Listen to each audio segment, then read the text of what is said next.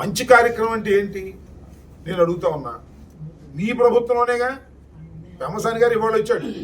పెమ్మసాని గారి కన్నా ముందు వచ్చినటువంటి ఎంపీ గారు ఏమన్నాడు, అప్పుడు ఆర్ఎన్బి మినిస్టర్ గారు ఏమన్నారు, 167 కోట్లతో ఐకానిక్ బ్రిడ్జ్ మేము చేస్తామన్నారు కదా, అది ఎందుకు పోయింది అంటున్నారు. డబ్బులు లేకపోతే వదిలేస్తారా? అది మంచి పనే, ఇది మంచి పనే. మొన్న జేఏసీ వాళ్ళు కూడా చెప్పారు, నువ్వు నాకు ఎంత కావాలి షర్ట్కి, 2.5 మీటర్లు 3 మీటర్లు కావాలి, నువ్వు మీటర్ ఇచ్చి చొక్కా గుర్చుకోమంటే ఇక్కడికైతే వేసుకోవాలి అంటే చేతు బంధువులు 95 కోట్లు ఇస్తున్నారని 95 కోట్లు పూర్తి చేస్తావా? 300 కోట్లతో చేయాల్సిన బ్రిడ్జ్ అది, గుంటూరు నడిబడి ఉన్నటువంటిది. మీరు అవివేకంగా చేస్తూ ఇది అభివృద్ధిని అడ్డుకుంటున్నారు అని జేఏసీ మీదో మా మీదో బురద తెలియటటువంటి కార్యక్రమం చేస్తున్నారు. ఇవాళ మీరు ప్రభుత్వంలో ఉన్నారు, అడ్డగోలుగా ఏదైనా చేయగలరు. మీరు చేస్తే అది మీ కర్మ, గుంటూరు ప్రజల కర్మ అవుతుంది. గుర్తుపెట్టుకోండి, చిరస్థాయిగా మీకు చెడ్డ పేరు వస్తుంది. పునరాలోచించుకోవటం మంచిదని సలహా ఇస్తున్నాం. లేదండి మా దగ్గర పవర్ ఉంది, పోలీసులు ఉన్నారు, ఏం చేసినా ఉద్యమాలు చేసినా అణిచేస్తాం, ఎవడి మాట మేము వినం, మేము ఈ 98 కోట్లతో బ్రిడ్జి కట్టి మేము గుంటూరుని సర్వనాశనం చేస్తాం అంటే దానికి మీరే రాబోయే కాలం అనుభవిస్తారు. It is a permanent structure, కొన్ని వందల సంవత్సరాలు ఉండాలి. అలాంటి పర్మనెంట్ స్ట్రక్చర్ని మీరు ఈ విధంగా కుదించి చేస్తున్నారు. దీనివల్ల ప్రజలు నష్టపోతారు, తద్వారా మీరు నష్టపోతారు, చెడ్డ పేరు వస్తుంది, చరిత్రహీనులు అయిపోతారని మాత్రం చెప్పదలుచుకున్నాం. అభివృద్ధికి వ్యతిరేకంగా మాత్రం కానే కాదు. అసలు ఆర్యూబీ సాధ్యం కాదు, ఆర్యూబీ కట్టిన తర్వాత ఆర్ఓబీ సాధ్యం కాదనేది. మరి అప్పుడు ఎందుకు ప్రపోజ్ చేశారు నాకు అర్థం కాదు. 2014 to 19 ఎందుకు ప్రపోజ్ చేశారు? ఆ రోజు చెప్పింది వాళ్లే కదా, ఆ ప్రభుత్వం వాళ్ళే కదా. అంటే పెమ్మసాని గారు వస్తే అవి మోతాయా? ఆయన ఉంటే గల్లా చేయదేని ఉంటే అది కరెక్ట్ అవుద్దా? లేదు. నేను మొన్న చూశాను, మొన్న అక్కడ ఇంజనీర్లు కూడా వచ్చారు కదా మొన్న జేఏసీ దానికి, వాళ్ళు చెప్పారు కదా ఇట్ ఈస్ పాసిబుల్ అని. ఇట్ ఈస్ పాసిబుల్ అని చెప్పారు. పాసిబిలిటీ కానీ మేము అడిగితే తప్పు, పాసిబిలిటీ అని ఇంజనీరింగ్ ఎక్స్పర్ట్లు చెప్తున్నారు కదా. ఇది చాలా సీరియస్ ఇష్యూ. దీనివల్ల గుంటూరు పట్టణం నష్టపోబోతుంది. అది జిఎస్టీతో కలిపి 98 కోట్లు కూడా కాదు 78 కోట్లే వస్తాయని కమిటీ చెప్తుంది. నిజమే, మరి జిఎస్టీ ఎన్ని పోతే 78 కోట్లే వస్తాయి. తూతు మాత్రం తొమ్మకాయ మాత్రం ఫినిష్. అసలు ఈ పథకం అమరావతికి అయితే ఎన్ని వేల కోట్లైనా అప్పు తీసుకొచ్చి పెడతాము, గుంటూరు బ్రిడ్జికి అయితే మాత్రం సేతు బంధుతో సరి పెడతాము. ఏమిటి విచక్షణ? జనాలు లేనటువంటి నగరం ఇది, జనాలు ఉన్న నగరం. రెండోది ఏంటంటే దట్ ఆర్ఓబి అనేటువంటిది రైల్వే ట్రాక్ మీద వస్తుంది.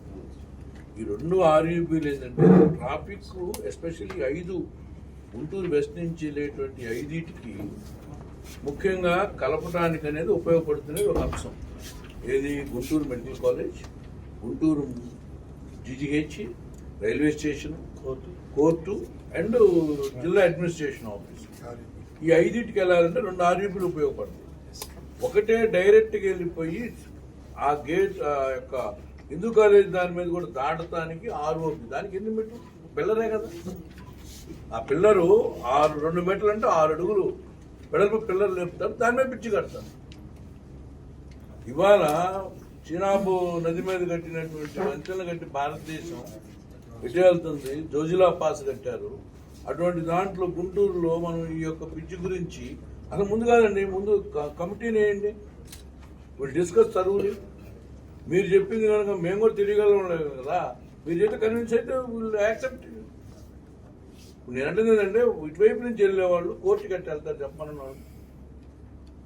Straight one question, I'm posing one question.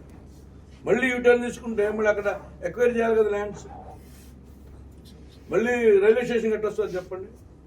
అంటే ఇప్పుడు అంటే ప్లాట్ఫామ్ 1 ఇటువైపు మారుస్తారన్నారు అన్నారపేట వైపు.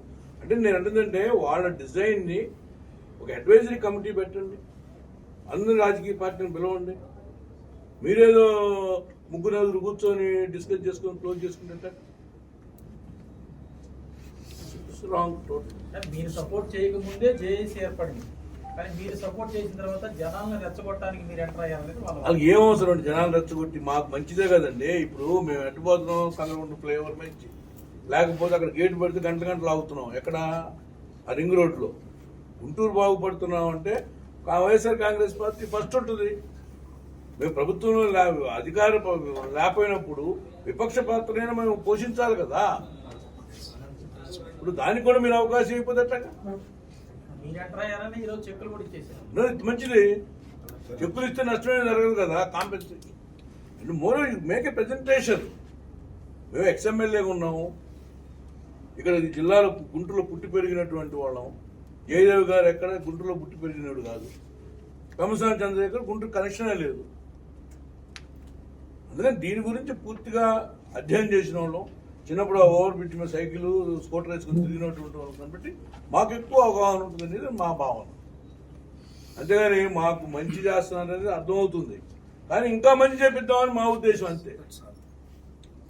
నువ్వు మంచి కళతో చోట్ల మమ్మల్ని అసలు ముందు కాదు. ఇంకోటి ఏంటంటే ఏదో వైఎస్ఆర్సీపీ ఎంటర్ అయిందను లేకపోతే మరొకటను పంతానికి పోయి ప్రజల్ని ఇబ్బంది పెట్టడం సమంజసం కాదు.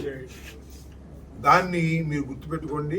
మేమేమి తెలుగుదేశం పార్టీనో కూటమి ప్రభుత్వమో చేస్తున్నటువంటి అభివృద్ధి కార్యక్రమానికి అడ్డం పడాలనేటువంటి నీచమైన మనస్తత్వం మా దగ్గర లేదు. If they are doing well we are appreciate. తప్పు చేస్తున్నప్పుడు చెప్పవలసిన బాధ్యత మాకుంది. ఇది తప్పు చేస్తున్నారు. మాకన్నా ముందు జాయింట్ యాక్షన్ కమిటీ ఏర్పడింది. దానిలో ఏమి ప్రభుత్వ వ్యతిరేకులు ఏమి లేరు, ప్రభుత్వ అనుకూలులు కూడా ఉన్నారు. నేను అబ్జర్వ్ చేశాను. మేధావులు ఉన్నారు, దానిలో ఇంజనీర్స్ ఉన్నారు, బిల్డర్స్ ఉన్నారు, చార్టర్డ్ అకౌంటెంట్స్ ఉన్నారు. వాళ్ళందరూ చాలా వివరంగా ఎక్స్ప్లెయిన్ చేశారు మాకు. We convince it. తప్పు జరుగుతోంది, పంతానికి పోతే ప్రజలు నష్టపోతారు, ఆ తర్వాత మీకు చెడ్డ పేరు వస్తుంది. ఇంతకన్నా మీకు చెప్పేది ఏముంది? యాక్ట్ మా దగ్గర పవర్ ఉంది, చేసేస్తాం, ఎవడట్టు వచ్చినా తోసేస్తాం అంటే ఏమి అది ఆ ప్రజాస్వామ్యం అది కరెక్ట్ అవుతుందా? ఒకసారి పెమ్మసాని గారు కానీ లేకపోతే ఆ శాసనసభ్యులు కానీ ఆలోచించుకోండి. ఆలోచించుకోము, మా ఇష్టం మేము చేసుకుంటామంటే కర్మ, ప్రజల కర్మ, మీ కర్మ అనుభవిస్తారు. అది చెప్పదలుచుకోండి.